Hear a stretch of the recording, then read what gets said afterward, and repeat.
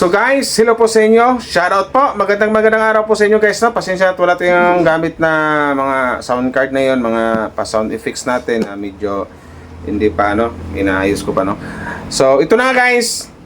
Shoutout po Wow Life TV. Shoutout po sa buong Team Kalingap diyan, sa lahat ng mga sa mga nakasuporta sa buong Team Kalingap. Hello po sa inyo at magandang araw sa mga nakasupport sa mga love teams.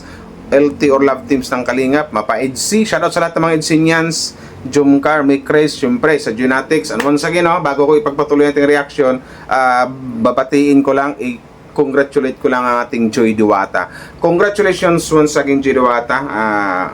Isa ka ng ganap na nurse student. So, congrats. So, alam ko naman na may mabilis na yung panahon. For how many years, makakamit mo na yung pinapangarap mong Kasi isa yan sa mga pangarap mo makapagtapos sa pag-aaral at dun sa pangarap mong course na magiging nurse. So, once again, Jiduwata, congratulations. So, ito na nga guys, ang ating reactionan ngayon about dito sa iwan ko pa tong grupong Jumcar 80 na to na until now diyan kasi nanggagaling lahat yung mga anonymous na yan, yung mga admin diyan, hindi man lang inayos yung mga nagpo-post diyan.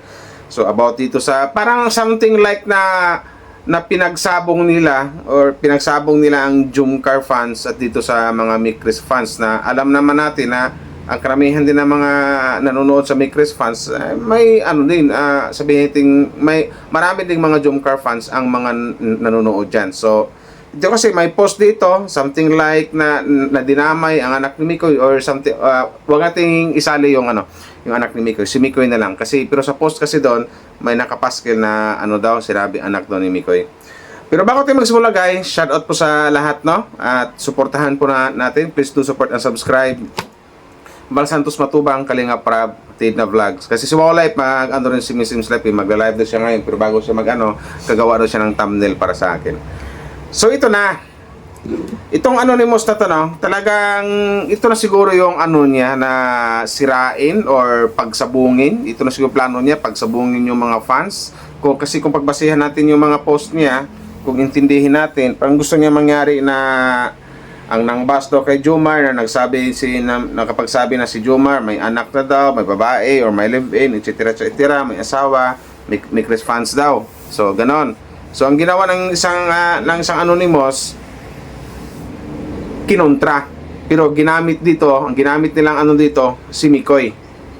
So malamang sa malamang nito, ang gusto mangyari ng anonymous, uulitin ko lang na magkadanggulo-gulo or magkaaway-away yung mga fans or magkaroon ng hidwaan which is sige na lang, basahin natin kung ano ba to. Kasi ang post niya dito, ako naman from anonymous participant, sana magawa ng paraan to para mahuli itong mga pisting anonymous na to. Ang post kasi niya na nakalikip din ng mukha ni Mikoy na sabi niya, tsaka yung may mukha ng baby. Ako naman, total ayaw nyo tigilan si Joms. So ibig sabihin, sa unang entrada ng kanyang post, maka-Jumcar siya. Ayaw nyo tigilan si Joms. Ito kaya tungkopal, bakit di nyo ma-post. So nakalakip doon So ibig sabihin nito, ang sinabi niya ang kopal, yung isang leading man ng isang kalab team, which is malamang sa Mikris to. Kasi guys, sige, muna to basahin muna natin lahat bago tayo magbigay ng ang ating sariling opinion. Ito kaya ang kopal na to, bakit di nyo ma-post? Kasi alaga nyo. Yan ang totoong may anak at live-in. Sige, ayaw nyo tigilan si Joms, di ko din titigilan tong kupal na to. Puro kayo bintang, puro kayo halukay sa buhay ni Joms. Yang idol nyo ang bantayan nyo. Bantayan nyo yan at baka mabuntis ng di oras ang ka-LT niya nang wala sa oras. Saksakan din ng may words na lande, puspuy pa. So ito na yung sinasabi ko na masabi nating magpadagdag lang ng gulo sa Kalingap. Kasi pag sinasabi nyo yung solid Kalingap fans kayo or tunay, hindi ko na sabihin yung hindi ko na bagitin solid, sorry, yung tunay na Kalingap ka, tunay na Kalingap fans ka, ibig sabihin nakasupport ka sa lahat ng mga upload or sa lahat ng mga upload ng Kalingap. Yun, di ba? Especially sa love team.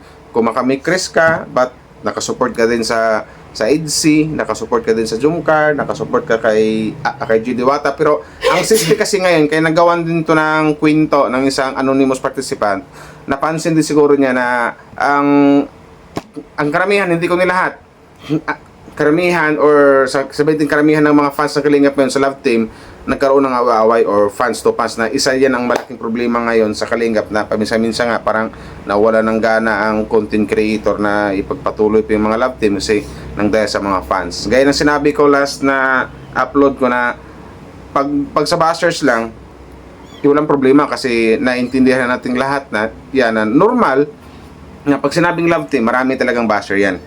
Kahit ano, sa lahat ng content dito sa YouTube, sa social media, Love Team po ang may pinakamaraming basher. Pangalawa na yung politiko. Yun, sa totoo lang. So, dito kasi, hanggat hindi kayo magkasundo-sundo, talagang paglalaroan kayo ng mga anonymous participants dito sa FB page ng Jumcar 18. Hanggat hindi kayo magkasundo-sundo, hanggat wala sa isip at puso yung sinasabing one Kalingap, one family, talagang magkaroon ng gulo talaga na ando na yung pahigitan, palamangan kayo na mas gwapo, kisyo ganito, ganyan, di ba? So ando na yung baka mawala pa yung Love Team nang wala sa oras nang dahil sa mga fans na nagkadang away-away o nagkadang gulo-gulo. Tsaka about naman dyan sa may anak to si Joms, nabigyan naman ng nabigyan na ng paliwanag, nag-explain na dyan si Joms sa isang upload ko. Actually, i-upload ko rin maya-maya Ito yung inuna ko kasi medyo medyo masinsinang usapin to kasi ang gustong mangyari ng anonymous participant dito na parang pagsabungin si Joms at saka si Mikoy or pwedeng magkaroon ng gulo or pwedeng sabihin natin na gustong magkadang gulo-gulo yung mga fans, Jumcar fans versus Mikris fans na alam na natin na ang karamihan ding nakasupport, marami ding mga Jumcar fans ang nakasupport dito sa Mikres. So, ito na nga, ang pangalawa pa itong mahirap dito, may nadamay pa na mga bata na may anak daw, yung isang ka-Love Team na which is si Mikoy, may ka-live-in ito, ganyan, na ang naman kasi dito, iwasan nyo na kasing iwasan nyo na mag-post-post, iwasan nyo nang magparinigan. Kasi pag hindi nyo tinigilan yung mga balitaktakan nyo, parinigan nyo, sasakyan kayo ng mga litseng anonymous participants dito sa fake page ng Facebook na which is yung Jumcar 18.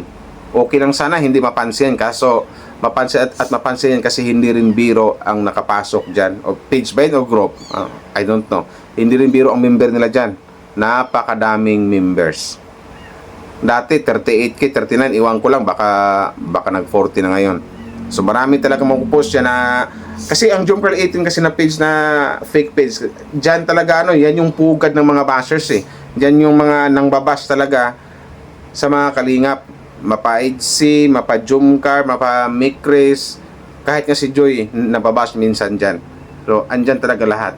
Kaya lang, lumakas yung loob ng mga anonymous na magawa-gawa ng mga kwentong ganyan na tipong pagsabungin yung mga fans kasi ulitin ko, pinaikot-ikot lang kasi, ulitin ko, nang dahil na rin sa mismong mga fans ng mga Love Team na nagbamanga yan na hindi magkasundo-sundo. Dapat andun kasi yung one Kalingap, one family. Para naman ganahan si Kalingap Rap. Para naman ganahan si Kalingap na mag-upload ng Love Team, ganahang pakiligin kayo, magbigay sa inyo ng saya. Pero sa mga ginagawa nyo kasi, kahit sinong content creator, mawawalan talaga ng gana, manghihina talaga kasi ramdam din ng isang Kalingap Rap na parang something like na yung mga fans hindi na nagkasundo-sundo. Di ba? Na gawa ng issue yung iba dyan, gawa ng issue porket doon sa ibang Love Team, doon siya nakasupport, gawa ng issue yung isa. Tapos yung isa naman, siyempre yung fans ng isa, hindi rin papayag na hindi sila makaganti. So, ang ginawa nila, nagre-rebuttal sila. So, ang tanong dito, sino ang kawawa? Sino ang naapektuhan? Yung mga fans ba? Hindi. Yung mismong, kasi yung rebut ng mga fans, hindi naman diretso doon sa mga fans na nang babash Diretso doon sa idol nila, sa bawat idol nila. Gaya ng post na ito. Sino bang binabash dito? Yung tumitira kay Papa Joms? Hindi. Ang tinitira dito rekta, walang iba kundi si Mikoy or si Kalingap Mikoy. Ganon din yon. Malamang, kung marinig, kung mabasa ng mga Mikris fans to, hindi rin papayag yung mga Mikris fans na hindi sasagot. So, pwedeng sabihin na isa to sa mga dahilan na makakasira or makadagdag gulo dito sa Team Kalingap. So, nang dahil sa mga fans na ulitin ko, na walang unity, hindi magkasundo-sundo. Ando na kasi yung palakasan nagpapaangasan na mas ano daw sila, kisyo ganito ganyan, etc. etc. So, di ba ang pangit? So, dapat habang maaga pa, makita niyo na yung mga mali yung pinagawa. Huwag po kayong masyadong panatiko. Kasi dapat nga hindi ko na sabihin to kasi unang-una mas may edad pa kayo sa akin, may mga matatanda na kayo halos Hindi sa hindi sa nilalait ko yung mga edad nyo, pero real talk lang po, yun po yung totoo. May mga edad na po tayo, may mga edad na kayo, yung iba nga ang dami ng uban, yung iba nga talagang senior na, pero yung mga kasi ang masama lang dito, parang nag-asal bata yung iba. Yung mga halimbawa, yung mga ganitong post, wala, parang something like na hindi ka aya-aya, may nadadamay pa na ibang tao or may nadamay pa na ibang bata. So yun lang yun. So sana darating na yung time na magkasundo-sundo na yung mga fans at saka yung mga ribatan nyo, wag na kayong ihinto nyo na. At saka pakiusap lang kung talagang mahal nyo ang Kalingap, alisan nyo, layasan nyo tong page or group na ito dito sa FB page na which is yung Jom Carl 18. Layasan nyo. Kasi dyan namumugad yung dyan yung sabihin natin isa sa mga tirahan ng mga bashers or mga sinasabing anonymous participants. Layasan nyo yan. Kasi nagbibigay lang sa inyo ng sakit ng ulo yan. Magagalit lang kayo, malulungkot lang kayo, di ba? Kasi andyan na yung mga post, kahit sino kasi pwedeng makapag-post dyan tapos hindi makilala kung sino o kung taga saan, kasi yun nga, anonymous participants. Bukod tanging mga admin lang ng mismong grupo na yan ang nakakilala siguro kung sino yung mga anonymous participants na yan. So yun na nga guys, sana darating yung time na magkaisa na lahat, suportahan lahat ang upload ni Kalingap Rap na mga love teams. Tsaka kasi ang plano dito ni Anonymous pagsabungin yung si Jomar tsaka si Mikoy, which is malabong mangyari yan.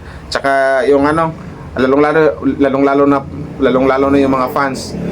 Isa to sa mga plano rin ng mga basher, itong mga Anonymous, mga basher ng Kalingap to na pagsabungin talaga yung mga fans. Depende na lang yan sa mga fans kung magpaniwala sila sa mga post ng mga Anonymous participants. So, yun lang yun. So, sana magkaroon kayo ng pagkakaisa. Kasi baka isa kayo sa mga dahilan na maaari nyong hindi matapos-tapos ang gulo ng Kalingap ng dahil lang sa mga fans ng Love Team. Ayun, ang ginawa, sinakyan ng mga Anonymous.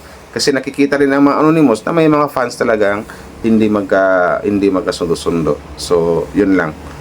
So, sana magiging maayos na ang lahat, magiging magkaibigan na lang kayo. One Kalingap, one family. Mas maganda yon, di ba? Para naman kung maramdaman ni Kalingap Rap na gaganahan akong mag-content, gaganahan akong mag-upload ng mga love team na pampakilig, pampag-good vibes, kasi naramdaman ko, nakikita ko na maayos yung mga fans, nagkasundo-sundo sila, magkakaibigan sila. Pero kung naramdaman ni Kalingap Rap na yung mga fans na laging nag-aaway, post dito, post doon, parinigan dito, parinigan doon. So kahit sinong content creator or kahit sinong director, mawawalan talaga ng gana. Kasi siya ang unang maapektuhan. Yun lang yun. At sana naisip nyo yun. So yun lang guys, hindi ko napahabain to. Hanggang dito na lang. Shoutout sa lahat ng mga Jomcar Matatag fans, Mick Chris, HC, at saka siyempre Joy Natix. Maraming salamat po sa mga nag-like and share. Babush! Bye-bye!